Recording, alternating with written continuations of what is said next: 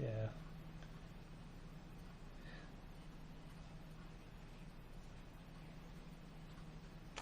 We will. Okay, folks, and we're live. Well, welcome to another exciting workshop. Today's topic is how to present an offer for acceptance, right? And so what we're going to do is we're going to get right into it today and go through the top 5 questions in the front of your handout. Number 1, we're presenting an offer. A, get your best offer first. B, join forces with the seller. Or C, choose your ground. Or D, all of the above. All of the above. What is your ground? Make a deal. When I say close the choose your deal. ground, choose your ground. What is your? Where is your ground? Where are you going to make the deal? Is that Where is your ground? We talked about The office. Your office, absolutely right. Your office. Number 4, your warm-up small talk should center on the tough market, the wonderful buyers, the seller's urgency. Or B, the seller's hobbies and neighbors. Or C, you shouldn't do any warm-up small talk at all. C. B. B. C, I think so. When presenting an offer, you should talk about the tough market, how wonderful the buyers are, and you should also revisit the seller's urgency. Yeah. So the answer is A. Ooh. Number 3. Now you didn't know that because you didn't go to the seminar yet, right? I'm going to teach this in the class. Oh, we're doing it backwards. Okay. You're talking to your seller. Exactly. We do it backwards all the time. I ask you the questions that you don't know the answers to yet, but you will To at whet the our end of the appetite. seminar. Right. Exactly. Thank you. Can I And say to help you something? remember it, absolutely. I think that's not right because the seller knows the market is tough if it's been on the market for a year. And you start in by supporting the buyers and reminding the seller of their urgency. Sounds like you have already taken the buyer's side. So I want, I'm going to teach you a 7-step process that will absolutely positively help you avoid what you're talking about. Okay. And that because you're going to do it in such a way that you're definitely not going to be, in fact, part of the dialogue I'm going to teach you today, part of the dialogue is that I'm on your side, okay? So feel the whole seminar out first, learn the 7-step process first, and I guarantee you won't feel the same way. Just But one I know just by reading that one sentence, it's like a little controversial, but I want at least one of these 5 questions to be a little controversial in your mind so that it sinks in by the end of this session. In other words, it's supposed to stir up a little bit of unrest with you. It already Okay? has. Yes. It already has. Yes, This seminar is about us talking to our seller. correct. with the making- listing agent. With the listing Okay. agent. That's Yes. our perspective? Yes, absolutely. It's about you talking to your seller. Now, maybe you could use some of these techniques when it's your buyer and you're presenting your offer to a seller or a listing agent, right? So keep that in mind also as we keep going forward. I'm going to assume the role that I'm the listing agent and I'm talking to my seller, but you can definitely use this process and these techniques as you go through them with a co-broke and coaching them on how to get your offer accepted and so on and so forth. Okay, what number are we on now? 3. Number 3. Okay, the first thing you should do on an offer presentation after you small talk is A, hit them with the price, B, apologize for the low offer, or C, explain your job and their options. C. Oh, you guys are good. All right. That was Number so 2. hard. Yeah. Sellers are generally most interested in A, the selling price, B, their personal property, or C, their estimated net at closing. C. Nice. No, because The answer is C. what Correct. they're hoping. People don't care about what it's actually selling for. How much they What gonna they make. care is what are they going to net in their pocket. And the reason why I want to convey that to you over and over and over again in these sessions is to get you in the mindset that it's about what they're going to net, not about the price. Too many sellers focus on the price because when they're focusing on the price, they're also thinking, well, my neighbor got $425 a year ago, and they were getting $420 or $415. Well, you got to get their mind off of that mindset. They have to stop thinking about the past. They have to stop thinking about the sale price. They have to start thinking about what is the sale price going to give them. Okay? That's even going to be lower. Yeah, because they have to take the money Yeah, out. but that It makes doesn't it even more matter. of a shock. Yeah, No, then- it isn't. then No, it off isn't. again. No, it isn't. Trust me on this. Yeah. we often are scared to give It's them the net. It's a lower number, and also keep this in mind. You have to do things a little differently to get different results, gang. And you have to have a little bit of blind faith. I just had another interview yesterday with a gentleman who's he's a national real estate coach. And he asked me the question, as most of them often do. They say, well, how is it that, what advice could you give to someone new in the business or someone struggling in the business right now? And I said, well, one of the things I always mention is blind faith. In other words, when you're taught something, don't try to fight it so much. Have an open mind. Because if you have more of an open mind and you're willing to learn something new and then try it, then you're more apt to have success with it. If you don't believe in it coming right out of the starting gate, you might not use it. And if you don't use it, it won't work. And even if you try to use it and you don't believe in it, it still won't work. And therefore, it'll be a self-fulfilling prophecy, and you'll say, see, I told you it didn't work, but that's mostly it didn't work because you didn't believe in it first. So I would encourage you to try, have a little bit of an open mind, have some blind faith. I know that I'm speaking to everyone in the room right now because at any given point, there's always been a few things that you haven't agreed with that I've shared with you. Everyone. And whether you kept it to yourself or whether you talked about it in class or whether you talked about it when you got home, it doesn't matter. There's always something you're going to hear that you might not agree with. But keep in mind, this is history-proven, psychologically sound techniques that absolutely positively work. I've used them myself. That's why I believe in it so much and I'm so passionate about it. And the psychology behind this is so sound that I really want to encourage all of you to just try to keep an open mind into some of these new ideas and new techniques. Remember, I said this before too. Well, if you come here and I teach you, I show you things that you already know that you're already doing, then I've kind of wasted your time. In other words, if I haven't given you some information, Roberta, that would help you to expand what it is that you're doing and open your mind, or John, to give you some new ideas and techniques and things that you haven't done before, you haven't heard before, or someone in your office told you just the opposite, or it goes against what your mindset is right now, keep an open mind to that. If you use it, it'll work for you. I promise you that. Sellers are, all right, so we talked about number 2. Number 1, when a seller accepts your offer, you should tell them, A, congratulations, pack your bags. B, keep your fingers crossed, anything can happen at this point. Or C, as soon as I communicate with the buyers, your house is sold. B. B is correct. All righty. Good one. Yeah. And then look at time. Feel free to go to the next page. Okay, now, all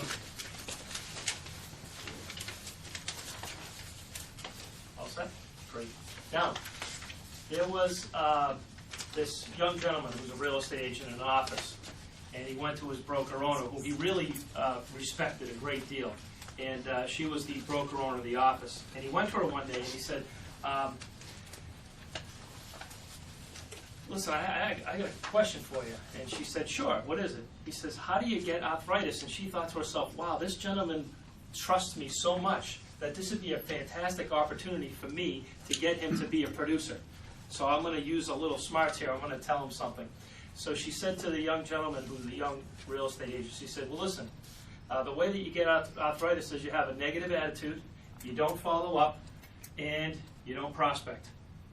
And she said, so how long have you had arthritis? And he says, oh, I don't. I heard the Pope has it.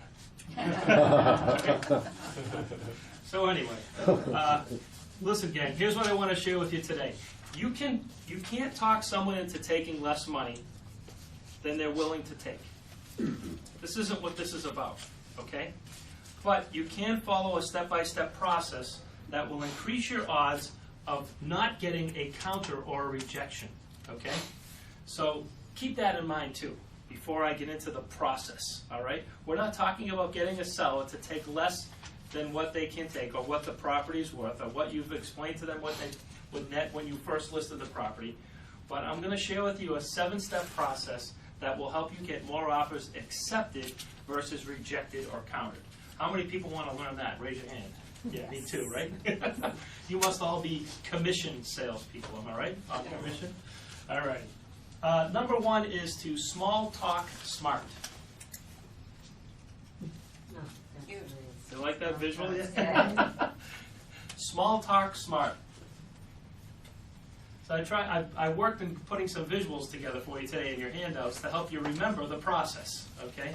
And it's a memory technique, actually. If you take a system and you put a picture with each item, it helps you remember the order and which way they go, and helps you remember it even more if you can put a picture with it. Remember, a picture's worth 1,000 what? Dollars. Dollars. You guys are good. Now, so small talk smart. Here's, in the first step, what you're going to do is, and feel free to make some additional notes off to the side here on number 1. I'm going to stay on number 1 for a second. When you get to the home, keep your folder and your briefcase and all that stuff on the floor. And what you're going to do is you're going to sit there and you're just going to talk to them. Small talk. But smart small talk. You're not going to talk about bowling or their neighbors or golf. You're going to talk about these 3 items. And I put the visual in. Yes? I thought you said they're supposed to come into the office. I'm sorry, yes. Whether they're in the office or you're at their house.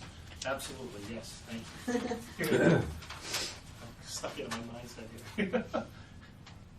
So whether they come into the office or at your house, either one, if you're in either situation, and you're sitting at a table with them, here's what I want you to do. I don't want you to sit on the table like this and be looking at them and you know, just like ready to That's scary. and leave. What I want you to do is kind of just sit back and Oh, God. and just talk. All right, just have a casual conversation. Yeah, lay down, put your feet up on the table, my right. Yeah, I do that all the time. Yeah, what the heck, why not? So what you're going to do is you're going to small talk smart. And what you're going to do, when I say small talk, you're going to say it in a very casual way. For instance, I don't want you to go in there, sit at the table, and take out a trend graphics report and show them, just how horrible the market is, and this is what's going on, and these are the list of all the expired listings, and blah, blah, blah, blah. That's when you get into presentation mode, or if you need that information, use it as an objection handling tool. But right now, gang, we're going to build rapport, but we're going to do it how? Smart. Smart. Right? Small talk smart. Okay, gang? So, what are we going to talk about? I put some visuals on that paper for you. Their dogs. What does number 1 look like to you? Declining economy. Declining. Declining economy, right? Or I like to say the rotten market is the note that I put down. The buyer's market that we're in, okay? And you're going to talk about it. Can we use the word rotten? Well, you can use whatever you want to use. Or small talk. And so, what if I let me get? talking about people. What if I just said to them, hey John, last time I was here, you were talking about your mutual funds not doing so well. How are they lately? I know mine aren't that good. How are yours? Terrible. Terrible, huh? So you see, I'm talking about the market, right? Right. Gas Hey, prices. Gas Uh, prices. Yeah, right. Gas prices. How about those gas prices? That's why I had you drive to my office. I can't afford to drive to your house anymore. Right? And have some fun, build some rapport, use a little humor to kind of cut the edge off if you can, if you'd like. And the other thing is you want to be able to talk about the market in such a way about what's going on in houses, because eventually, if you just keep asking them questions about the market and talking, they'll say to you, so Andre, how's it going in real estate? I mean, what's going on? How's your office doing? Oh, I don't know. Or unbelievable, right? Yeah. And you can say to them, Unbelievable, right? you could say to them, actually, I looked at some trend graphics reports. The one that I showed you when I listed the property. We last time I met with you, we had 13 and a half months worth of inventory. Now we're up to 14 months of inventory in our market right now. So more homes just keep coming on the market. Which of course means more competition for you, Roberta. You know what I'm saying? So, I'm small talk smart. Talk about the market. You follow me? I can't begin to tell you how this market is going. Really? I'm just Okay. an idea. I can't begin to tell you. All right, there you go. I You can use try. that, yeah. All right. Number 2 is we're going to talk about the seller's urgency. The seller's urgency. Now, I'll be straight with you, gang. For every real estate agent I ask, and Esther, you'd be shocked about this, but I ask real estate agents sometimes, and I say, well, why does your seller have to sell? And I can see this pause in their head. I can see this pause, and then they start talking but the words that are coming out are just filling the time and space with words.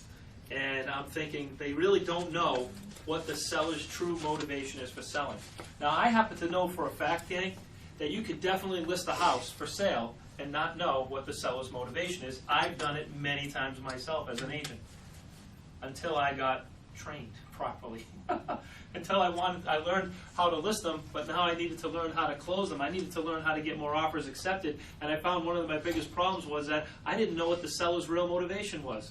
I'd go in and I'd give a fantastic listing presentation, and I'd close, and I'd close, and I'd close, and I'd get the listing, and then when I got the offer, I didn't know why they wanted to sell. And so I'd learned the hard way. I said, well, I have to figure this out ahead of time. Then I started tailoring my questions when I asked them, why is it that you're selling? When I first list the property for sale, why are you selling? What will happen if you don't sell? You see, remember I gave you that question to ask months ago when you pre-qualified the listing? And now you've got an offer on that listing, and now you want to get that offer accepted. Well, you have to go back to use that information again. Go back to your notes that you took when you listed the property, when you asked them, what will happen if you don't sell the home? And then revisit that, and revisit their motive. Let's say they're building a new home. And I would say to them, Carol, I know that you guys are building the new house. How's the new house coming along?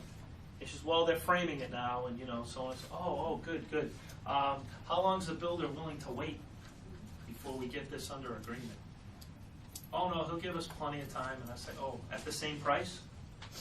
Oh, you don't know. Oh, okay. Well, something to consider then. I guess we got to get on this one right away, right? Talk about the seller's urgency.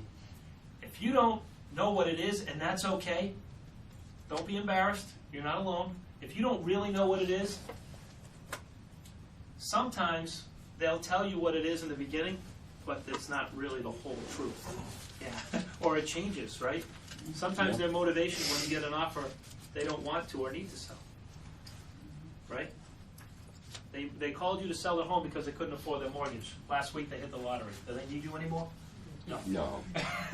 Right? What about this?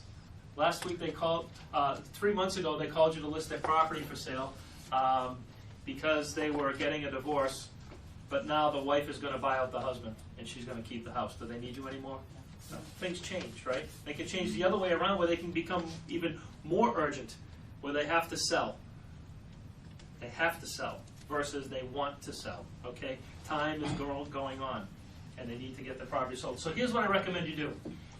What would you think I'm going to suggest? If you don't know what their true motivation is in selling and you're bringing them an offer, what should you do? Revisit it. Revisit it and ask them those very powerful questions. You may even want to revisit them even though you think you know what the reason is. Last time we spoke, I remember you told me that you had to sell because of boom, boom, boom. And I also remember that you said that if you couldn't sell the home, that this, and this would happen. Fear of loss, gang, is a more powerful motivator than the reward of gain. Remember, I keep revisiting that over and over and over again. Tell them what they're going to lose if they don't get the property sold. So you want to revisit that as well. Remember, the only way you're going to get referrals from these people is if you get their home sold. And oftentimes, being in sales, remember this seminar we were talking about this, being in sales, is convincing someone to do something that they're going to thank you for later on. Right? That's a professional salesperson. So remember, you're going to go through this process to convince them to accept the offer or reject the offer, okay? And they're going to thank you for it later on. You're going to bring them through the process. Now, the third thing you're going to talk about is the wonderful buyers. What you want to do is you want to sell the people who are buying the home as people to the sellers. Okay, gang? We're going to talk about the wonderful buyers. You may say something to the seller like this, Louise. You may say, Mr. and Mrs. Seller, the DiGiovanni's, when they came in, you saw them when they were coming in and seeing the property. I don't really know them that well, but they seem like the type of people that when they buy this house, they're really going to take care of your home. Don't you think? Sell them as people when you're talking to the sellers. Next page. Next page. Number 2 is you're going to explain. And so, what you're going to do in so many words, you're going to say something like this. Mr. and Mrs. Seller, I'm more of an arbitrator here. Now, you be careful about your agency laws and all this other good stuff, and make sure you don't go off and say that you're a facilitator or something like that, you know. But you say, I'm more of kind of an arbitrator here. You see, I'm on your side to help you sell your home, and the buyer is a component. You see, you need 3 components in place simultaneously. And at this point, gang, I'm going to ask you to role play this in a minute. And you're going to use your pens, okay? You see, at this point, prior to this point, you need 3 components, okay? You need 3 items. First, you need a house. Then you need a seller, and you need a buyer. Up to this point, we've only had 2 components here. Now that we have this offer, we have a buyer, okay? But we need all 3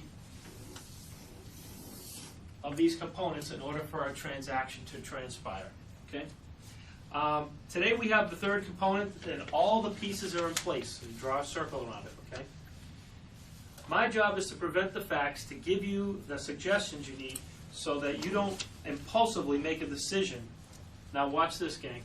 So you don't impulsively make a decision that brings us all the way back to just these 2 items, okay? And I want you to draw this out when you're role-playing it with your partner in a minute. And I want you to draw this out when you're meeting with the sellers. Remember, fear of loss. We had the buyer, and then we lost it. You see, something very powerful about putting this down on a piece of paper in front of them. And it's one of those things where I don't have the time in order to explain to you the psychology of why this is so powerful. It's one of those things I'm going to ask you to just do it and see how powerful it is and how it works. To kind of nip it in the bud, because some of you are looking at me with this look of a little bit more curiosity, is that, look, this is what you need to get to where you want to go so that you can get know what your interest rate is going to be, so you no longer have to prepare your home for showings, so that you can get to where you want to get in the time you want to be able to get there. And at first you only had these 2.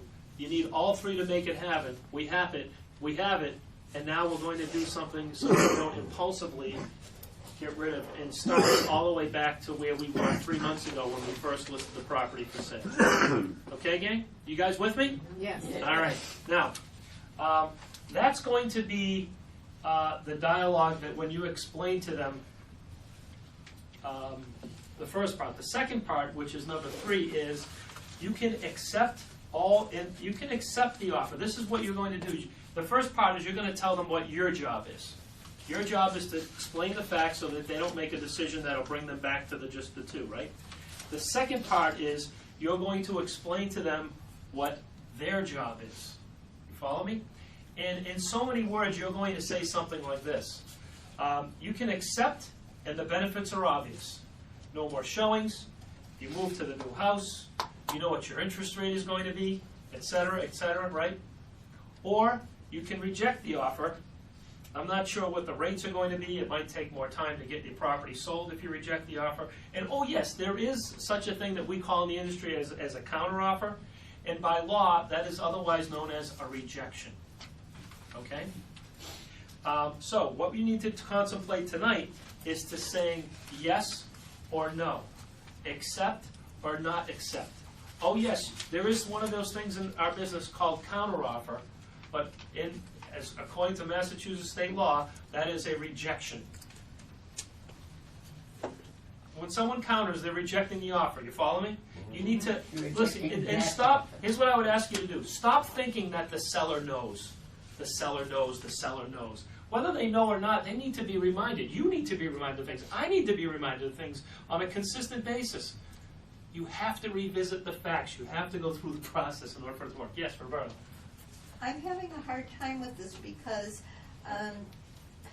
it's just human nature. People expect that a first offer is not their last Right, they offer wanna make a deal. unless otherwise presented. And sometimes the seller says this is what they're willing to do, and you present it as a final offer, and I have no problem with that. Yes. But on a general offer, I would say the buyers expect to come up, the sellers expect to come Alright. down, and they expect to negotiate. It's the human way. Well- It's the American way. Okay, hold that thought, right? Now, you're going to get, between now and the end of the year, you're going to get 10 offers that you're going to present to your listings, okay?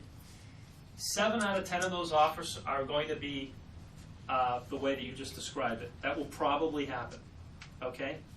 But in order to get the other 2 accepted, and the other 3 accepted, one of them isn't going to go together no matter what you say, okay, 1 out of 10. The other 2 out of 10, you're going to use this process regardless on all of them, and you're going to make an extra couple of sales a year using this process because they're going to look at the offer and they're going to accept it. And here's why, okay?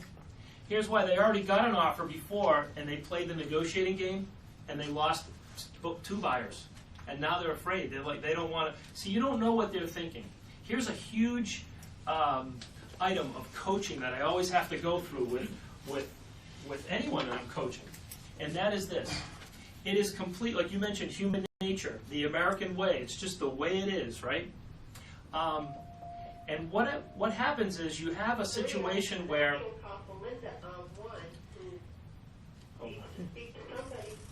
Okay.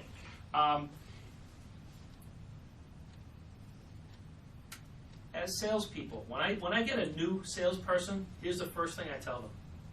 I say, listen, one of the things that I wish I could take out of your mind is this.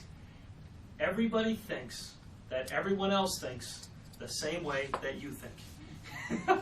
Okay?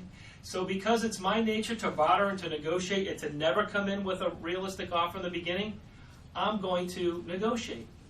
Because I think everybody does that. So what you're saying is completely normal and natural. But I want some of you to be aware of that. Some of you might be thinking in this manner because that's the way you think. And it's normal and natural for all of us to think that everyone thinks the same way that we do. So first, number 1, accept it. That's a fact. Okay? You have to be aware of it. Number 2 is then go out and think about, okay, well, is it possible that a buyer likes the property so much that they don't want to goof around? What if a buyer's making an offer on Esther's house? It's Esther's property. She's the seller, right? And the buyer made an offer on Linda's house last week, and a low offer, and negotiated. It was $10,000 less than Linda was asking, and Linda was so insulted that she wouldn't even counter. The buyer, I came up to full price, and Linda still said, no, I don't want to deal with you anymore. You insulted me. So I can't buy Linda's house. Now I see Esther's home. I love it even more than Linda's house. No offense, Linda, but I like Esther's house. It has more square footage and has a 3-car garage. I love her house, right? And I want to buy her house. As a buyer, I may not screw around. I may not put in a lower offer. I may, hey, I may look at my wife and I say, honey, you know what? Do you like the house? And the wife says, yes, we don't want to lose this one like we lost Linda's. Let's put it at full price. And so they put in a full price offer on the property. Well, let's say they put in $10,000 less. And let's say the property's worth $20,000 less. Are you going to ask your seller to negotiate, or are you going to ask them to accept it? I mean, here's another realistic item that you have to be considering right now. If you get an offer that's at your asking price or slightly below, and you're already overpriced, is it going to appraise? You have to think about it. I'm just saying. Just think about it, okay? It's already happened to one listing in our office already this past month. And so I'm sure we'll see others coming around the corner. What I'm asking you to do is you need to go through the process, try it. It'll work. Now, keeping this in mind, the techniques that I share with you will help you to close more deals. I'm not saying that this is going to get you to get it every offer you submit accepted on every listing. What I'm saying is you're going to get more accepted versus rejected if you follow the process. But you have to bring them through the process first. Because here's what some of you are struggling with right now. you're getting, you know, Roberta, you might not be experiencing this, but I'm seeing it from other agents, is that they're getting offers on their listings, and the offers are pretty decent. And the agent wants the seller to take the offer, right? And doesn't want the seller to negotiate because it's not going to go anywhere. It's a great offer. Get it accepted. You know, the best way to screw up a great offer is to try to negotiate it. When you see something that you like and you know it's what you want and it's the right thing, go for it. Just do it. Sometimes the buyer's thinking that when they're making an offer on the property, they don't want to lose it. So it doesn't apply in every situation. My solution to this doesn't apply to every situation, and the example that Roberta brought up that all of us are thinking doesn't apply to every situation also. But in order to test it, you need to go through the process. Okay, gang? Now,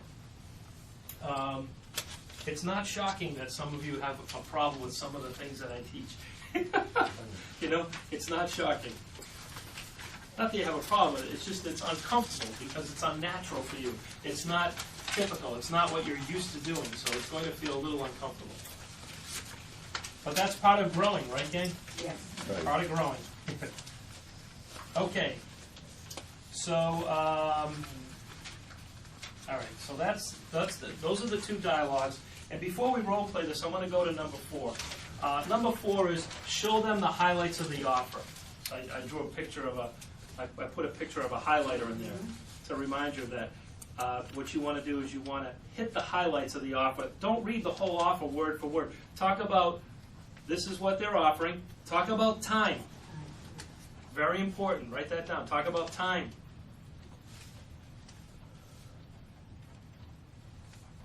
Sometimes more than running out of money is running out of what, gang? What's more Time. important? Time. Absolutely. Talk about time. Talk about time on the market that they've been on. Show them how many views they've had on their websites. Talk about how much time it's taking to get an average property sold.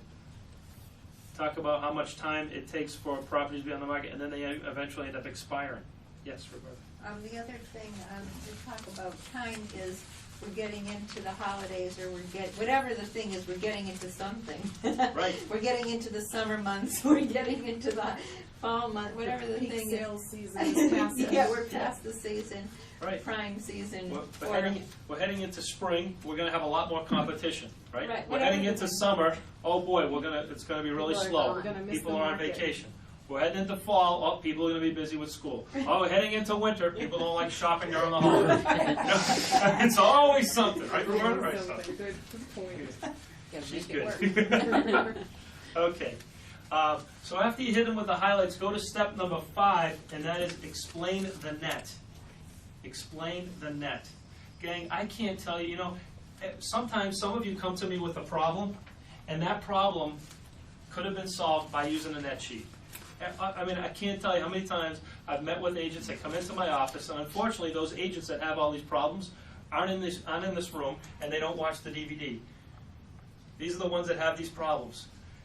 And I say to them, well, did you use the net sheet? And they go, what's a net sheet? And I say, well, you need to come to training and blah. We have this dialogue, well, back and forth. Or they have come to training and go, oh, yeah, I thought about that, but, how do I print that up? Or, it's some reason or another they made the decision not to use a net sheet. And I have to tell you, it's one of the most powerful tools you can use as an agent. If you're not using it, get used to using it. It will solve a lot of problems for you. It'll solve problems for you when you're going to take the listing. It'll solve problems for you when you're going to get the offer accepted, okay? It's just one of those other things I have to ask you to kind of have a little blind faith, gang, and know that this works. It's a powerful tool.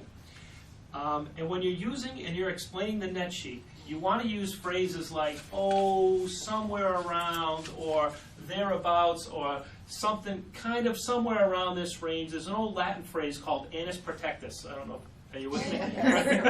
Okay. And so you want to cover yourself and just give a range, okay, when you're coming up with a net, okay? And then you go to step number 6. And step number 6 is you ask the best 2-word closing question in the world, which is what, gang? Any questions? Which is what, gang? Thank you, Roberta. But how about everyone? Any questions? Any questions? All right. Thank you. Can I ask questions? you a question? Yes. I understand about the net being I mean, I believe you that that's a good idea, but I'm just thinking, isn't that a little frightening when you start deducting the commission and lawyer fees and all that, and they hear, that's all I'm getting, that doesn't scare them more than the higher Well- figure, which is like, this is the offer, it's this, Right. the net is like down here, and it's like, that's all I'm gonna realize? No? You have to change your mindset, gang. Trust me on this. And here's another reason why. You've already done this when you listed the property for sale. Yeah. And you keep telling me consumers are smart, but yet, do you think that they're stupid enough to believe, that they're not gonna, that what they're selling the house for is different than what they're netting in their pocket? Because what would you do if you had a loan, if you were selling your car for, $25,000, and what would be the first thing you do when someone made you an offer? You'd figure out what is your loan amount on it, deduct that, and find out how much you'd end up in your pocket, and is that number going to get to you to where you want to go, what you want to do, or how you're going to get there, right? Eventually they're going, and here's another thing that that you might be totally missing, and that is this fact, is that you've already went through the net sheet when you listed the property with them already. We didn't do sometime. No, Well, Yeah, we you did. should, that's my point. Can you show us a net sheet? We, Yeah. Yeah, I mean, the net It's in sheet, toolkit, right? No, Yeah. yeah. Yes. Do It you is use in it all the toolkit. time? No, I never do. Yeah, I mean, I It don't doesn't think it's have all something the- that we use. It doesn't have all the- It's Here's- page 3. here's a problem. Oh, I know it's there, All but right. you just take it out. Yes, here's, take it out, yeah. how many of you want to get a 6 or 7% commission? Yes. Use the net sheet. Well, show us. All right, here we go. We've got a $400,000 sale price of a property, right? And so I'm going to tell them that it's going to sell anywhere from 400 to, say 420, all right? And then I'm going to list on the left-hand side all of the expenses that they're going to have, and then show them what they're going to net in their pocket at the bottom of the page, okay, gang? So, help me out. What are some of the expenses that a seller has? How about this? First mortgage, right? Yep. Second mortgage. What else? A lawyer's fee. Attorney fee, right? Inspections. Stamp fees. Tax stamps. Broker's fee. Now, here's how you get a 7% commission. You ready? Here's what you do. When you go and you put the net sheet together, gang, here's what you put on the form. Follow me. So, because some of you brought this up, you're afraid of this. You're going to put in a fee, and it's going to be, $27,000 or $26,000 or whatever your fee is. And they're going to see that number and they go, holy moly, I want your job. You're making more than anybody. In fact, you're making more than me at the bottom. But here's what you do. You set it up like this. You put at the top, you put in listing company, listing agent. You follow me? Yep. Selling company, selling agent. And you break the fee down into 4 separate areas of compensation. Because that's really how it's really set up. So they can't look at you and say, geez, Louise, $24,000? Geez, you've only had the listing for 30 days? And I'm paying wow, I've been in here for 10 years Yeah. and I'm not making that. But really, it's $6,000 minus taxes, minus your own personal expenses, right? Yeah, right. So Which how is can part you of your do own that? personal I mean, how expenses. can you put those figures, or you're not putting the figures, you're just putting those facts? No, I would put the dollar amounts in here as well. Put the dollar amounts in, so it would be 6,000, 6,000, 6,000, 6,000. The tax stamps would be $500. Attorney's fees, $2,000. No, He's a good attorney. Don't knock it. It's good. First mortgage is first mortgage is $300,000. Second mortgage is 50,000. Oh, you know this person. Okay, Yeah. good. So net bottom line, you're going to net anywhere from somewhere between 10 Nothing. Nothing, right. 10 Giving away your to, house. Better walk away. to A $20,000. lot of people walk away. Is that all that You're you not put gonna on have that call? mortgage. What else would be in that call? You know, things like smoke certificate, or Inspection. inspections for like Title V inspections, that's true. things It's of not that bad. nature, right, They're gang? like $1,000 That's for termites. Termite if they found it. No, smoke. Only if it's found. Yeah, Only smoke. Okay, focus on this for a second. Watch this. When I was listening at selling real estate, you guys are, we're not going to end up with much, or blah, blah, blah. Honest to God, here's the system, and herein lies, feel what I'm about to tell you, okay, gang? When I was listening and selling real estate, the reason why I have no empathy for all your whining right now is the fact that these were negative numbers. These were negative numbers, gang. Which I just came out of an economy where people didn't have equity in their property. I was going on listing appointments and people had to pay money to sell their house. Okay? And we're doing that now. We're experiencing that now. You're going to see more and more of it. Yeah, sure. You haven't seen it yet. And so here's the bottom line. Are you dealing with someone that needs to sell their house? And if you're not, then you're experiencing negative things with the things that I'm sharing with you. Because guess what? None of this stuff works if they don't have to sell. You know? They argue about your commission, they argue about this, they argue about length of time, and so on and so forth. I had a conversation who I will not name the person, but I had a really good conversation with this agent yesterday. And the agent said to me, I want to get this property sold. I've got an offer in on it. We listed it a little bit higher, but they need to come down, need to get the property sold. And I said, well, that's the problem with listing a property overpriced, because when you list it overpriced, you're actually subconsciously, in the seller's mind, you're buying into that price because you took the listing. Well, it's about to expire in 2 months, and I've got an offer, and I want to put it together, and so on and so forth. And and I said to the agent, why are they selling? And I could see in this agent's eyes and in their body language that they were very much like needed the sale. Have you ever been there? I've been there. Well, she needed to get this property sold. Really wanted, really bad, to get this property sold. And in the midst of all of our conversation, I stopped the conversation in the middle of it. I said, listen, let me guess. And I don't know for a fact, but based on the way you're acting and reacting and answering my questions, this is your only listing, am I right? She said, yeah. And I said, here's your problem. Even though you didn't ask me, I'm going to volunteer what your problem is regardless. And here it is. You need more listings. Because here's the bottom line. You care too much about whether or not this deal goes through or not. And you're dealing with a seller that you've just admitted to me doesn't have to sell their home. They'd like to.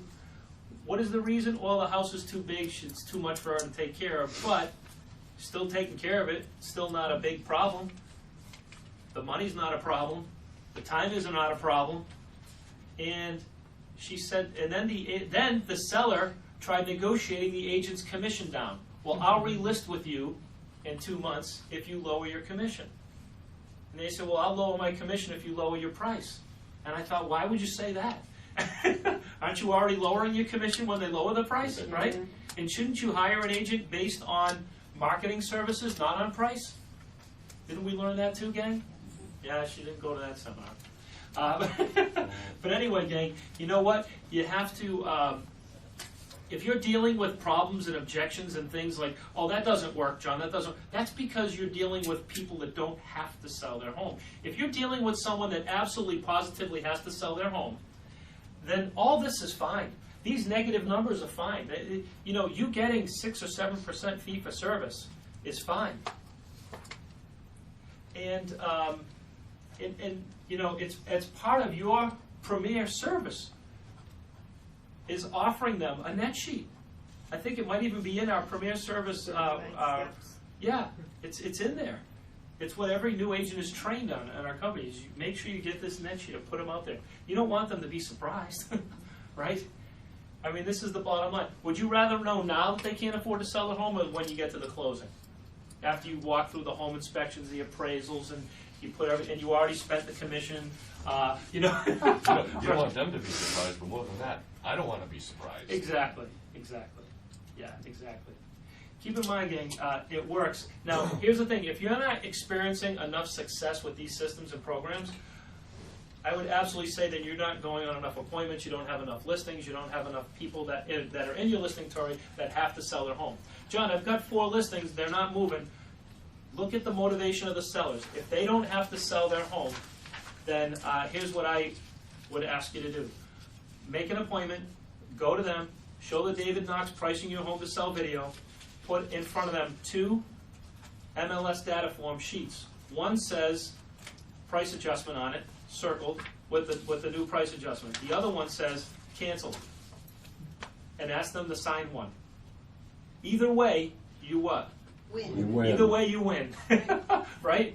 You know, worse than having 4 listings or 1 listing that isn't selling, or with a seller that doesn't have to sell.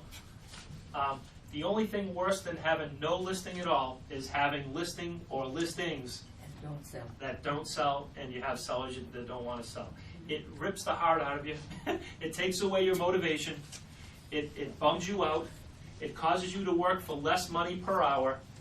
And in many instances, it causes people to get out of an otherwise what could be a very profitable career for them. But they left the industry because they've had these bad experiences and they chose to work with the wrong people. What's beautiful about real estate, gang, is that, you know, you can't choose who to work with. Now, I know it's hard. I know you went to training and you go to the meetings and you go on appointments, you come to training classes like this, and it's all about, you have to list to last, go out and get a listing. When the phone rings, get an appointment, go on to the appointment, and get the listing, you hear it all the time, you know? And you look at the person who's the most successful person in your office, they have the most amount of listings, and all of a sudden someone calls you up, Carol, and they say, hey, come list my house, and you go, and you go right out there. You know, and they say, and what happens, because it's your only prospect that you've had in a month, and you haven't had a sale in 2 months, here's what happens. Yeah, that's right. Here's what happens. You start wiggling when they want to reduce the fee from 6 to 5, right? Here's another thing, and I say this respectfully. I said, why do you want to go from 6 to 5? I said this yesterday in our conversation. I said, why don't you go 5 3/4? And honest to God, this is what the agent said. Can you do that? And listen, it's something that I hear from many agents. And in part of the training, when I talk about commission, there are a lot of little numbers in between 5 and 6. 5 1/8, 5 3/8, 5 1/2, 5 5/8, 5 3/4, 5 7/8, right? 5.9875. Okay, gang? You know? I said, so you don't automatically have to go to that adjustment there if it's the right thing to do. John, Yes. that 3% dialogue is working. I heard it, Molly Baker, it worked for the other day. So it bears your little dialogue again at every class, because it's just easier to feed people. That's the first thing they hear. Yep. 3%, our marketing fee is 3%. Yes. And blah, blah, blah. So go ahead. This is something we brought up a while ago, and I actually kind of forgot about it, and it's not original. I didn't make it up. I actually heard it from a seminar that I had gone to, and Roberta came in the office one day beaming, you know. She had her sunglasses on, but you could still see her eyes beaming from behind her sunglasses. And she was so excited, she says, hey, I used that thing and it worked. And I'm like, great. And I'm thinking to myself, what thing? What thing? So I immediately wanted to know. And she said, and she shared with me the dialogue that she used. The seller said to her that, now keeping in mind, 5% is preconditioned in everyone's head, and you know, so sometimes even some of you are struggling with that as well, because you were coming from a seller's market, so you're already getting beat up, right? The people who get the 6 and 7% commission so easily are the new people that come into the business because they don't know any better, right? They just think, well, that's what it is, that's the price, you know. But Roberta came in and she said, you know what? The seller asked me what the commission was, and I said, well, our fee for service is 3%. But then, of course, you want to offer the co-broke agent a fee. You can offer them 2.5% or 3% or 3.5%. I'd recommend that you go with 3, so that I'm not the only individual person who's excited about getting your home sold. That would get the other 1,000 hungry agents out there even more excited about showing and getting your home sold. Doesn't that make sense? And the seller said, in a roundabout way, agreed, right? And Roberta said, I handed her the pen and I started wrapping up. I started packing up all my stuff. before she adds three and goes, ooh, that makes sense. Well, there is 6 right there. Roberta showed her. We're not hiding it from you. It's all out on the table. You know, if you want to go 3, that's fine. I already have 6 in here on our marketing fee. I'm gonna split. I'm gonna give them. Isn't it negotiable? I say yes, 5.5. I mean, 2.5, 3, 3.5. Sure. Yeah. For the co-broker, but I'm protecting my fee. But I need 3, right? What you want to give them is up to you, and that is negotiable. So what's great about it is Roberta's letting them negotiate the co-broke's fee, not So yours. is that what we're doing now? I mean, can we, no. Yes, Can that's we what have we're a 3 and a 2.5? Yes, yes, you can. Because there was a I can time do when, 5.5. remember, Yes. we were always equal. Let me if we were It clarify doesn't that. have to be equal. I mean, it doesn't, I guess, No, but but we you were were right. doing it as a But standard. Esther, you're absolutely right. Let me clarify that. In our region, in our company, Yeah. here's the company policy. The policy is our fee for service is 6%. That's our policy. You Our cannot. fee for service is 6 or 3? 6 is what's on the marketing agreement. It's Okay, typed in there. it's typed in there. Okay. Now, you as an individual agent have the ability and the authority on your own to negotiate anywhere between 5 and 6, but no less than 5. Okay? When you put it in MLS, you cannot list the property for any less than 2.5. So it can be 2.5 or anything above 2.5 from there. Okay? As your co-broker. As your co-broke fee. That's the company policy. Now, if it's a short sale, and you know it's going to be a short sale, we're suggesting recently that you put in a co-broker too. Even if you have 6 on the agreement, that's the only exception, is if it's a short sale. Because you might end up getting into a situation where the fee gets negotiated down, and what will happen is everything will get reversed. You'll end up having to pay the 2.5 co-broke fee, even if you get nothing. And there are times when you can get nothing going through a short sale situation, and they just don't, there's no money and they're not going to pay you. And so, Even and though you you have a still owe contract? the co-broke the fee, right? The company would have to pay the fee to the co-broke, and you'd end up with nothing. It's possible. It's an extreme, but it is possible. Most of the time, they'll probably try to knock you down from 6 to 5, and sometimes they'll try to knock you down from 5 to 4. But you know what, gang? Start at the 6, okay, and hang in there. All right. So. Is it right to say,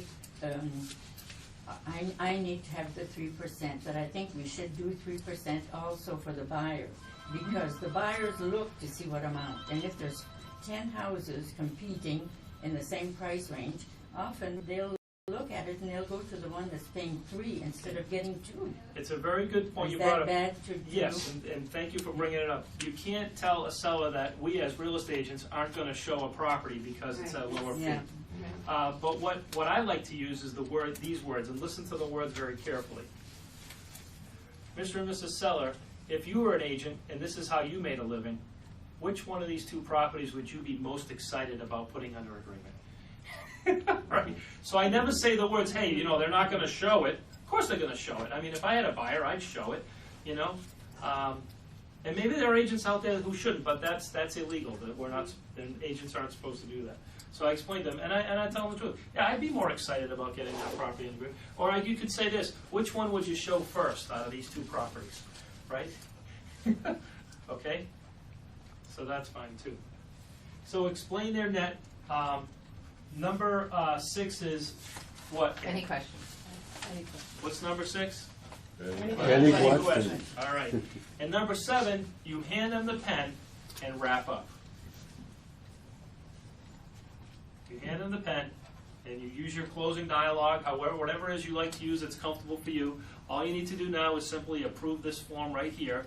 We'll get the sign in the yard in a couple of days, and then you start packing up. Or, you know, all you have to do, Linda, is go ahead and approve the form right there.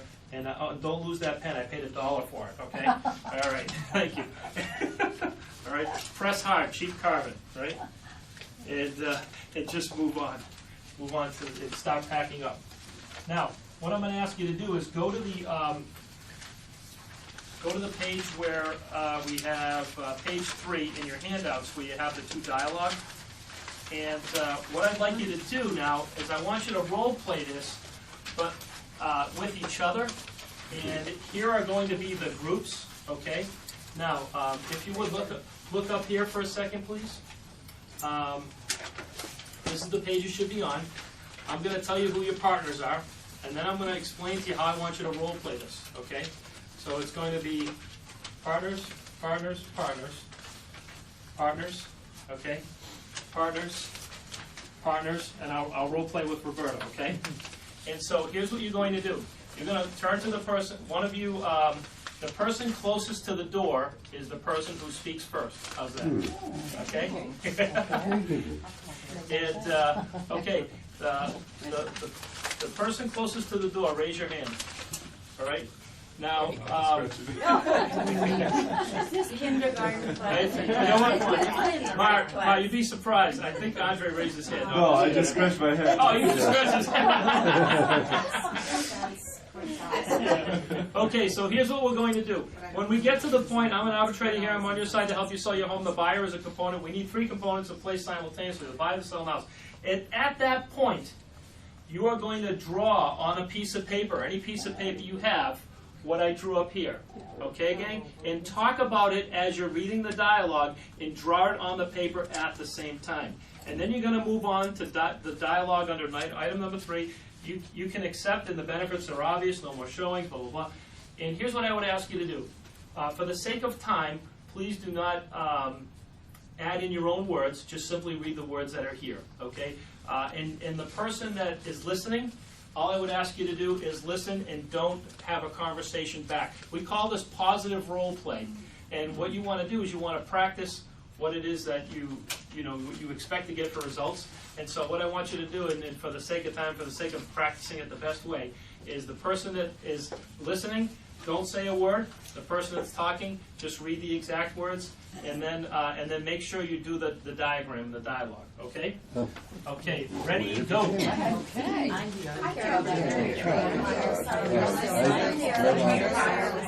on your side.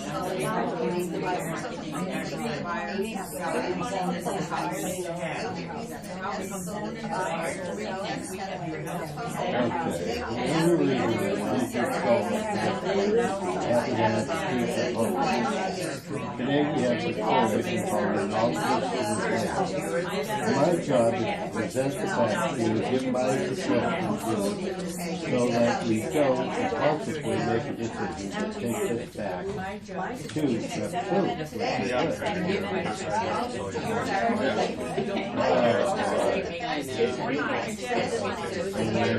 We go back to step 3. This is where the whole process again. You can accept the benefit to happen. You don't want to show it, you can leave it or accept. Let's look at what the rate would be. More time, it may take more time. Or yes, you can calculate that. So what do you need to contemplate?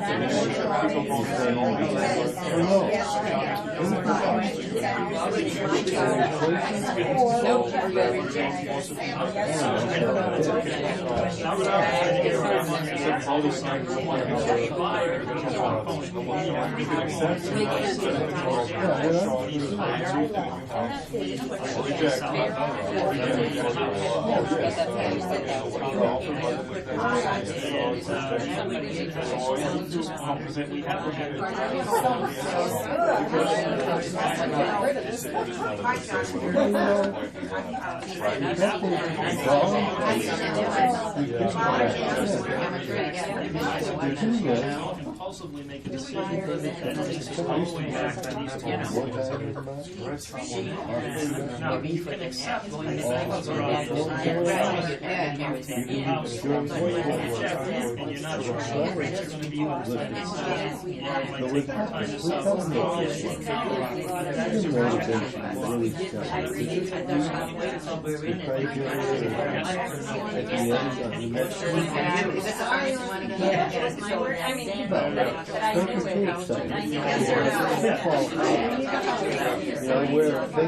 Okay, gang, we're all set.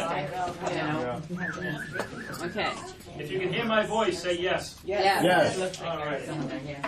Okay, now, what we're gonna do is, if you would, now, wasn't it good to be able to say that and read it back? You know, the reason that I ask you to do that, and I know a lot of people don't like the role play, is that it will help you when you go out there to actually use it. It won't feel like the first time, won't feel so uncomfortable.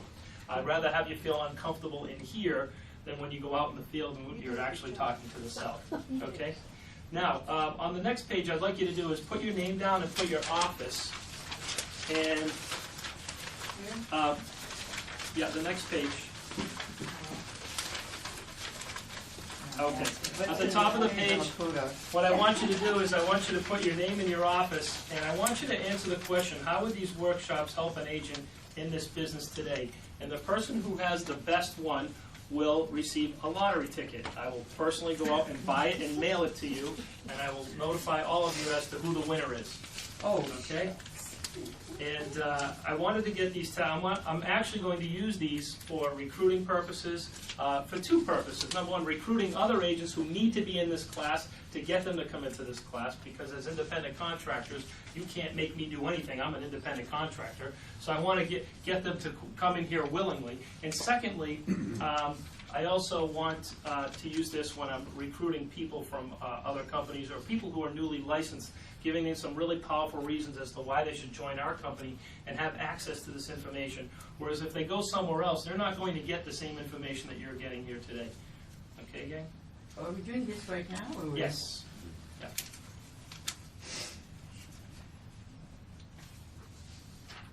Just one sentence is fine.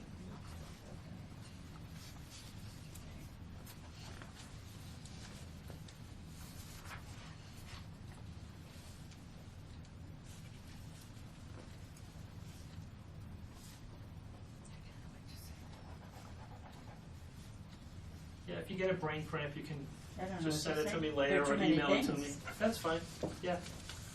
I know, I didn't really give you time to mentally prepare for this either, so.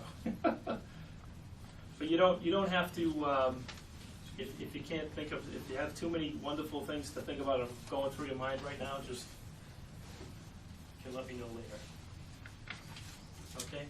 I won't announce the decision, the winner, until after 5 o'clock today, so you have up to 5 o'clock today to submit it. And Ken, we're looking for the best testimonial, the winner who gives the best answer to that question. And make it realistic too, gang. You know, I want it to be something, you know, that's good, that's applicable, of course. And then the person who writes the best one by 5 o'clock today will get a lottery ticket. Okay? So you want A $20 one? Yeah, if you would tear it off, but before you hand it up, look at the bottom of that page. It talks about next week. Stop losing commissions from I want to think it over. How many of you ever lost a commission because a buyer said, oh, we like the home, and yes, you're right, Mart, it's the perfect house for us, but we're going to home and think it over. And we'll get back to always, right? Or how about the seller says, oh, you gave such a great presentation, Louise, we love what you showed us, we love what you're doing, we're just going to think it over tonight. And how many agents do you think go out there and say, well, listen, I'm glad you liked my presentation. Why don't you folks think it over? How many agents say to a buyer, look, you're a young couple, you never bought a home before. This is a big decision for you, isn't it? Yes. Why don't you go home and think about it, and we'll meet tomorrow and write up the offer. How many commissions are lost as a result of the I want to think it over? And, you know, sometimes they're being used against us, but sometimes agents are using it against themselves. Yeah. The I want to think it over. It's the biggest deal killer in the world, okay, is the I want to think it over. The next several weeks, we're going to go over specific objections that are preventing you from making a commission. And this is a big one right here. I want to think it over. So, on May 30th, next week, a week from today, at 10 a.m., you will learn a powerful 3-step process to uncover the prospect's true hidden objection. Because once you know what their true objection is, what is it that they really want to think over, then I'm going to teach you how to counter and overcome that objection to help them make a decision. And of course, when they're making a decision, what are they doing? They're moving forward. They're signing something, right? And remember what Floyd Whitman says, no Siggy, no what? Money. No No money. money. All right. You've been a phenomenal audience today. Thank you for challenging your own minds and being open-minded to learning some new things and some exciting stuff. I hope you can use these things to make more money, and I know you will. and have a great weekend. You're gonna I'll notify talk to you all us? soon. One question. Yes. One question. What is Sure. the tax stamps today? What are they? Last I knew they were $4.56. $4.56 per thousand. Yep. Any other questions? Are we gonna notify us by email or Yes, via email. phone? Email. Okay. Yes. I'll notify you all by email. I'll just do a broadcast email to the whole region. Say the winner is. And the winner is. I got a drum roll, please. What's that quote? Fear of loss is more powerful than motivated than the. Rewarded gain. Yeah. 456. And yeah, if you want to pass those in, that'd be great. Thank you. Or just leave them on your chair, whatever works for you. That's fine. Thank you for doing this as well. I really appreciate it. It makes. Thank you for doing this. Well, thank you for saying thank you for me. Yeah, we all thank you. You know what, gang? I love doing this because I like hearing the stories after the workshops of how they've actually been able to help people. And so it's fun for me. Well, Why not? Why not? Absolutely. Absolutely. I just I want love to thank you very much as well, because I have learned tremendous amount after more than 30 years in this business. The dialogue that I've learned, some of it really simple, starting with no problem, has lightened my attitude when I deal with people. I don't automatically get defensive anymore. I think the first thing I think of is no problem instead of that's ridiculous. So sometimes it's just that simple, and you're very, very good at it. Oh, thank you. I mean, I believe that people should do what they're good at and then Thank you. do it. Yeah. I thank you for saying that. You know, I wanted to let you folks know too that on average, I prepare for a session usually somewhere between 3.5 to 4.5 hours of preparation goes into preparing for these classes. And this isn't the first time I taught these sessions. I've been teaching them for years, and so I still prepare 3.5 to 4.5 hours. You know, so if it looks like, oh, he's a natural, you know, I could never do that. You could do it if you practiced as much as I did. And I say that for one reason and one reason only, and that is because I have a different presentation every week. You have the same presentation every time you go out and talk to a seller, and you have the same presentation every time you go out and talk to a buyer. So if you prepare 3.5 to 4 hours on your presentation, just getting good at your presentation just one time, and then practice it by doing it over and over and over again, you know, you'll go out there on stage, which is at the kitchen table or in your office, and you'll be a pro. It's all about the preparation. So but thank you for saying that. I very much appreciate it, and I appreciate all of you. Thank you so much. Great. Have a good weekend. You too. That's okay, I'll practice it at home. I'll make my husband listen to it. So you know that, I've been doing the SAT for 27 years. Good for you. Hopefully we'll get Yeah. something. Great.